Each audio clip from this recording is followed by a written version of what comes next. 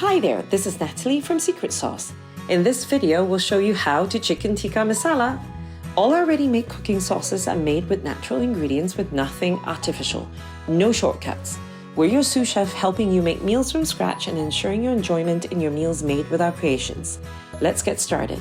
You'll need 90 to 180 grams of unflavored yogurt, up to 600 grams of boneless chicken, and 1 jar of SecretSauce tikka curry. Add tikka curry to a heated pot. Add chicken and mix well in the sauce. Sauté chicken at medium to high heat until slightly brown. Stir frequently so that it doesn't get burnt.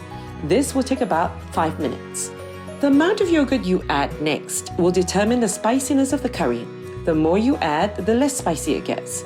You can also cook the curry with more chicken to reduce the spiciness too. So when chicken is browned, it's time to add the yogurt. Mix in the yogurt well, cover, bring to simmer and cook to finish. This should take no more than 10 minutes, less if you cook with breast meat or slices instead of chunks. Now you can serve chicken tikka masala with rice and vegetables traditionally, or in a wrap, or with noodles. Be creative. Here we are enjoying it with keto rice, a mix of cauliflower and shirataki rice, and sautéed finger aubergines. I just love aubergines. Curry and aubergines go so well together.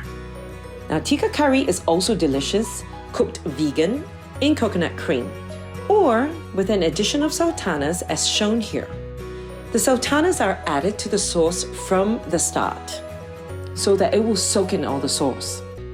Now, be lost in flavor with SecretSauce. Bon appetit, and we'll see you in our next video.